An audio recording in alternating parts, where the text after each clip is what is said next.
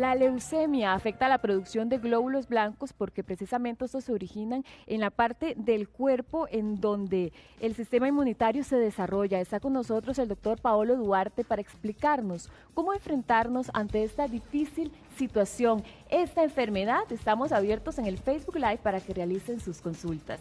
Doctor, primero que nada, ¿por qué aparece la leucemia en nuestro cuerpo? Bueno, primero que todo, buenos días a los televidentes. Realmente las causas no se tienen muy claras, hay algunos factores que se han asociado tóxicos, por ejemplo el benceno, ¿verdad? Que a veces se utiliza como solvente, entonces en ciertos productos químicos, el fumado también se produce benceno, pero hay otros elementos, ¿verdad? Que podrían ser, que predispongan a la aparición de leucemia, algunas alteraciones genéticas como tal, ¿verdad? ¿Cuáles son esos primeros avisos que nos da el cuerpo de que está en las puertas de nuestra vida una leucemia, doctor? Okay, realmente hay que tomar en cuenta que la leucemia es una producción anómala o exagerada, en este caso, de glóbulos blancos. Y a nivel de la médula ósea hay 3 grupos de células que son los que se producen. Estamos hablando de glóbulos blancos o los leucocitos, los glóbulos rojos o los eritrocitos y las plaquetas. Entonces, en el momento que empieza a haber una producción desmedida de los glóbulos blancos, muchas veces se compromete la producción de las otras 2 líneas de células, tanto los glóbulos rojos como las plaquetas. Entonces, muchos de los síntomas pueden derivarse del compromiso de estas 2 líneas celulares. Por ejemplo, si nosotros tenemos anemia, entonces vamos a tener cansancio, puede haber palidez, la gente puede aquejar falta de aire a la hora de hacer algún esfuerzo físico, por ejemplo. ¿Verdad? Las personas con problemas de cardiopatía muchas veces se descompensan por el hecho de tener anemia.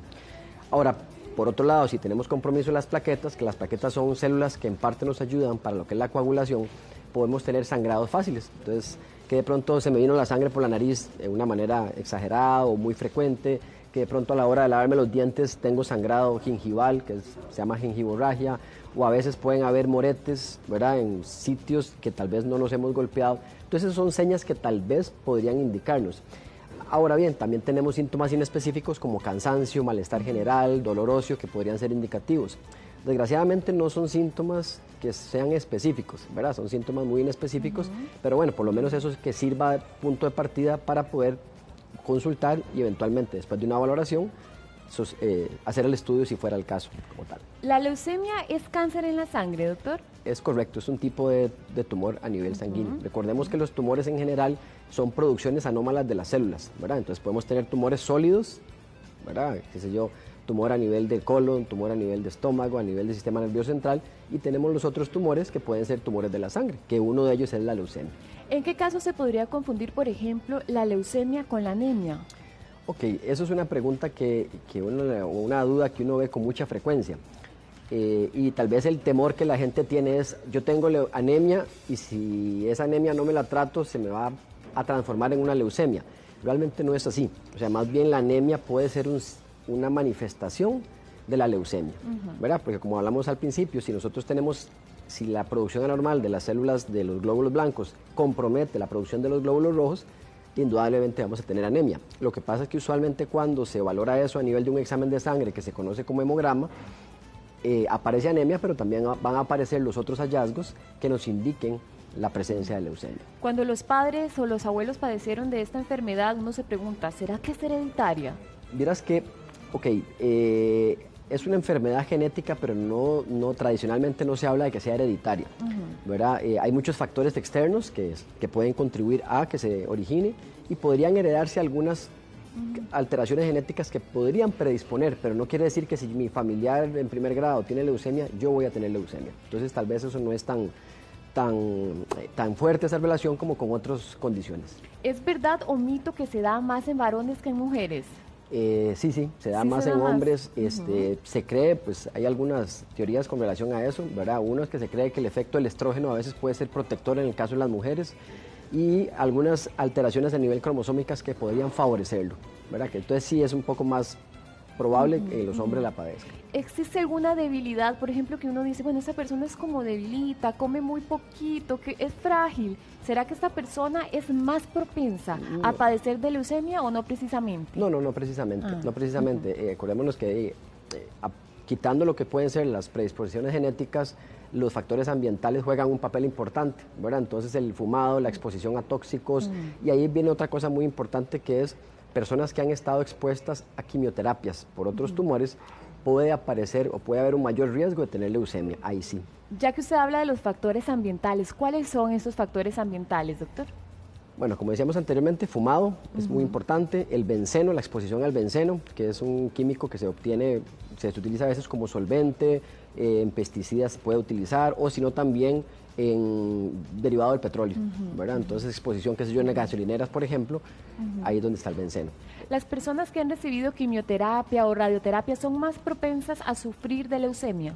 Es correcto. O sea, igual muchos de las quimioterapias podrían predisponerlo a uno a otro tipo de tumores, y en este caso la leucemia es uno de ellos. Sí podría haber predisposición. ¿Afecta igual a niños que a adultos?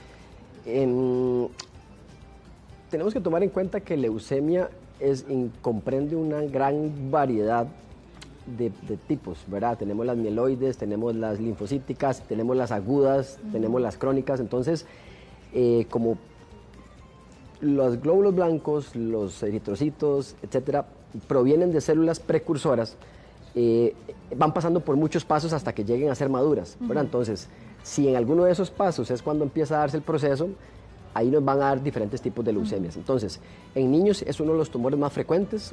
Hay ciertos tipos de leucemia que sí son más frecuentes en niños, por ejemplo, la leucemia linfocítica aguda, ¿verdad? Que comprende el 80% de las leucemias en niños, no tanto así en adultos. Entonces, sí hay variaciones, no necesariamente se van a presentar igual, y no necesariamente el comportamiento ni el tratamiento van a ser iguales tampoco. A veces uno ve una persona como muy palidita, a un niño o a un adulto. ¿Eso puede ser una señal de que hay algo mal? Realmente el hecho de verlo pálido, tal vez lo que nos puede indicar es que esté presente que tenga anemia, ¿verdad? Ahora, no necesariamente el hecho de que tenga anemia ya de fijo nos va a decir que el paciente tiene leucemia. Entonces, tal vez como para que la gente esté tranquila, ¿verdad? No es que ya si yo estoy pálido es porque tengo una leucemia. Pero bueno, es uno de los datos que por lo menos lo tiene que obligar a uno a descartar que no tenga anemia, ¿verdad? Y volvemos a lo mismo, la anemia puede estar dada por una serie de razones o puede ser parte o una manifestación de una leucemia. Una vez que ya vemos esos síntomas, el paso siguiente es hacer un examen más a profundidad. ¿Cuál es el examen que hay que realizar? Usualmente tenemos, y la podemos sospechar con un examen que se llama hemograma. El hemograma es un examen que consta en que, digamos, nos analiza la cantidad de glóbulos blancos y los diferentes tipos de glóbulos blancos, nos dice cuántos son los glóbulos rojos que hay, el tamaño, y nos habla del número de plaquetas. Es un examen que es relativamente sencillo de realizar, y ahí nos podría aparecer, digamos, si la persona tiene anemia. Podemos encontrarnos anemia, podemos encontrarnos plaquetas bajas, pero indudablemente si estamos pensando en una leucemia, van a aparecer unas células que se conocen como blastos, ¿verdad? Que son células inmaduras, que son las que están produciéndose en cantidades anormales, que normalmente no deberíamos tenerla en un hemograma de una persona sin leucemia. Y en algunos casos vamos a tener una cantidad exagerada de glóbulos blancos en ese examen. Entonces es un examen que es muy sencillo de hacerlo, es de rutina, incluso a los niños todos los años usualmente se les debe hacer, y con eso ya nos da una buena idea si hay algo o no.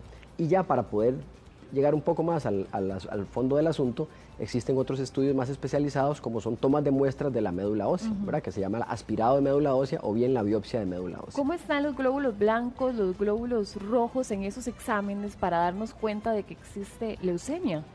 Normalmente los glóbulos rojos, todos esos son rangos, ¿verdad? El hecho de que tengamos valores que estén por debajo, que estén por encima, no necesariamente quiere decir que estén anormales. Pero usualmente los glóbulos blancos o los leucocitos oscilan entre 5.000 y 10.000.